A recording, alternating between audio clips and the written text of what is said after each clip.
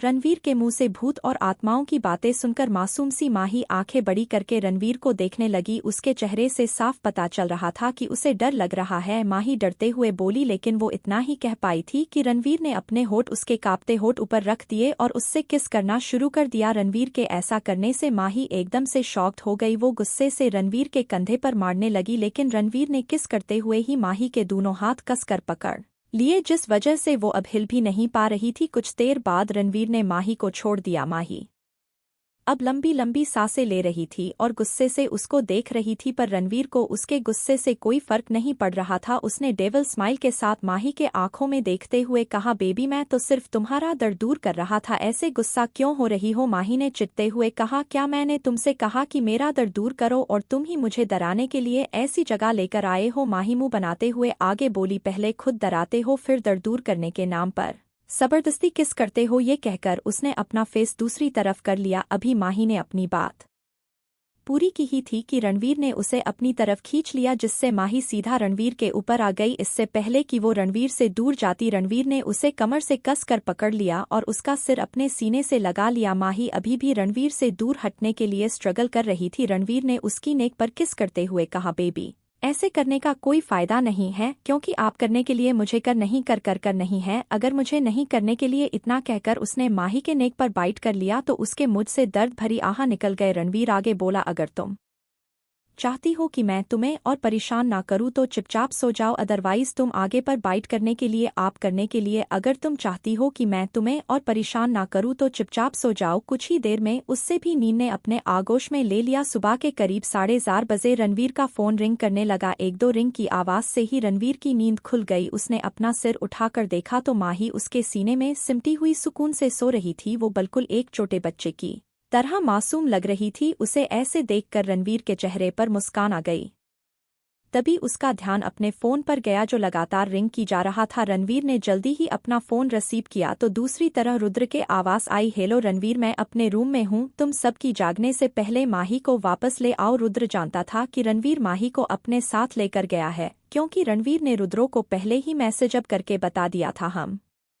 रणवीर ने सिर्फ इतना ही कहा और फोन डिस्कनेक्ट कर दिया। फिर रणवीर ने माही की तरफ देखा जो दुनिया जहां से बेग पर उसको हक करके सो रही थी। माही को ऐसे सूते देखकर रणवीर को उस पर बहुत प्यार आ रहा था। उसने माही के फोरहेड पर किस किया और धीरे से बगल वाली सीट पर सुला दिया। अभी दिन का उजाला नहीं हुआ था। रणवीर ने अपनी कार स्टार्ट की और रिजॉर्ट के लिए चल दिया। फिर उसने माही को अपनी गोद में उठाया और अंदर चला गया। रिजॉर्ट में अभी भी सब सो रहे थे, इसलिए किसी ने रणवीर को नहीं देखा। वो माही को ऐसे ही अपनी गोद में उठाकर उसके रूम में ले गया और दूर ओपन करके अंदर चला गया। उसने पैरों से दूर क्लोज किया और बेड की तरफ बढ़ गया। उसने माही को धीरे से बेड पर लिटा दिया और उससे ब्लैंकेट से कवर कर दिया। रणवीर उसके गालों पर किस करने ही वाला था कि उसके फोन पर एक नोटिफिकेशन आया। रणवीर ने अपने फोन पर नजर डाली। जिस नंबर से नोटिफिकेशन आया था उससे देखकर रणवीर के फेस के एक्सप्रेशन सख्त हो गया। उसने नोटिफिकेशन ओपन किया और मैसेज को देखते ही उसके फेस एक्सप्रेशन और भी डार्क हो गया। वो बालकनी की तरफ गया और एक नंबर डायल करके किसी से कुछ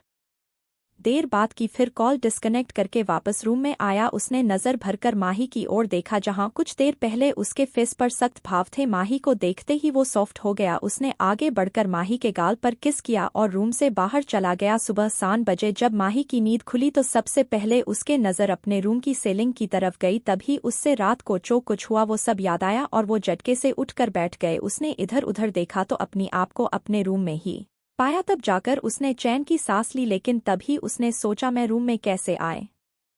मैं तो रणवीर के गाड़ी में थी, कहीं रणवीर ही तो मुझे।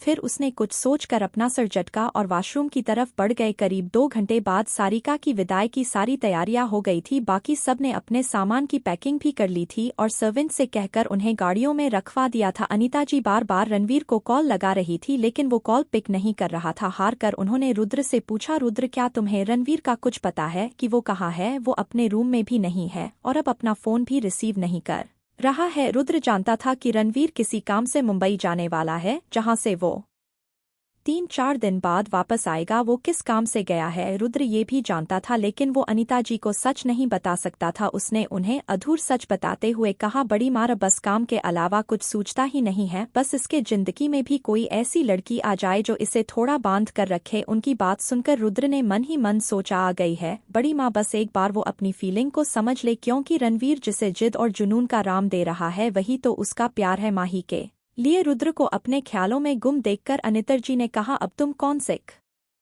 यालों में खो गए, चलो जल्दी रेडी हो जाओ, सारिका को घर ले जाना है या नहीं। अनितर जी ने लास्ट की लाइन रुद्र को छेड़ देवे कही तो रुद्र शर्मा आ गया। कुछ ही देर में सारिका की विदाई भी हो गए। महेश जी और निर्मला जी ने भीगी पलकों से अपनी लाडली बेटी को विदा किया तो वही माही सारिका के गले लगकर खूब रोई। सारिका के विदा होते ही सभी अपने अपने घर चल दिए। इधर सुबह माही को रिसोर्ट में छोड़कर रणवीर आर के विला के ओर निकल गया था।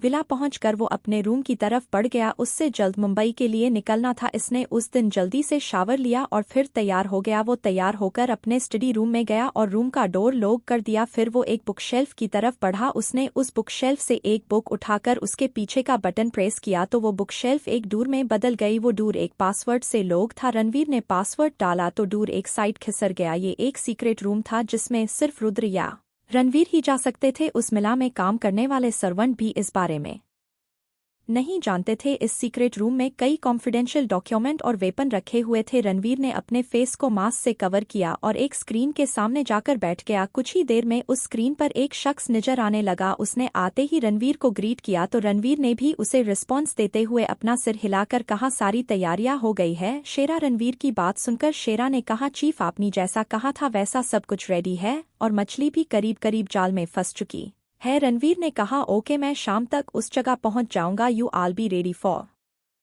The Hunt. ये कहकर उसने एक बटन प्रेस किया और स्क्रीन ऑफ हो गई। फिर रणवीर ने अपनी रोलिंग चेयर घुमाते हुए एक शैतानी हंसी के साथ कहा, बस कुछ कदम, और ये कहकर वो एक डेविल की तरह हंसने लगा। कुछ घंटे बाद मुंबई एयरपोर्ट पर एक प्राइवेट जेट लैंड हुआ और उसका गेट ओपन होते ही करीब 8-10 बॉडीगार्ड बाहर आकर लाइन से खड़े हो गए। कुछ ही देर में रणवीर आंखों पर ब्लैक गॉगल्स लगाकर बाहर आया। इस वक्त उसका ऑरा काफी खतरनाक नजर आ रहा था और उसके फेस एक्सप्रेशन एकदम कूल थे। उसका एक हाथ उसकी पॉकेट में था और दूसरे हाथ से फोन कान पर लगाकर स्टेयर से नीचे आने लगा। उसके पीछे 2 और लोग हाथ में ब्रीफ केस लेकर आ रहे थे जो ब्लैक सूट पहने थे। रणवीर वहां खड़ी एक बड़ी ब्लैक कार में बैठ गया और इसके साथ ही वहां खड़ी करीब 8 से 10 ब्लैक कार उस कार के साथ ही वहां से निकल गई। कुछ देर बाद उसकी कार बाकी गाड़ियों के साथ फुल स्पीड में मुंबई के सड़कों पर डर रही थी। उधर इंदौर में महेश जी के घर पर माही हॉल में निर्मला जी के साथ बैठी थी। निर्मला जी ने कहा, माही बेटा कल सारिका की पगफेरी की रस्में है तो उसकी सारी तैयारियां करनी है। माही ने खुश होते हुए पूछा, चाची दीदी यहाँ कब रहने आएंगी? निर्मला जी ने हंसते हुए कहा, कल पगफेरी की रस्में होगी पर कुछ दिन बाद हम सारिका को ले आएंगे। चाहो तो तुम भी अपने चाचा जी के साथ जा सकती हो सारिका को लेने के लिए। माही को नहीं पता था कि रणवीर इस वक्त मुंबई गया है और 3-4 दिन तक नहीं आएगा, इसलिए वहां जाने की बात सुनकर माही को रणवीर और उसकी हरकतें याद आ गई। उसने जल्दी से कहा, वो क्या है न, शादी की वजह से मैं कई दिन से कॉलेज नहीं जा पाए तो मुझे अपने नोट्स भी तो कंप्लीट करने हैं न। ये सब माही एक ही सांस में बोल गई तो निर्मला जी ने कहा, ठीक है तुम फिर कभी चले जाना। ये सुनकर माही ने एक चैन की सांस ली। तभी निर्मला जी का फोन रिंग हुआ। वो फोन रिसीव करके बात करने लगी तो माही वहां से उठकर अपने रूम में आ गई। वो इस वक्त अपनी ही सोच में डूबी हुई थी। उससे डर था कि पगफेरी में कहीं रणवीर भी ना आ जाए। तभी उसका फोन भी रिंग करने लगा। उसने फोन पर रूही का नाम देखा तो उसके फेस पर स्माइल आ गई। उसने बेड पर बैठते हुए एक पिलो को अपनी गोद में रखा और फोन पर बात करने लगी। माही चहते हुए बोली, हेलो रूही। दूसरी तरफ से रूही बोली, हेलो माही, कैसी हो?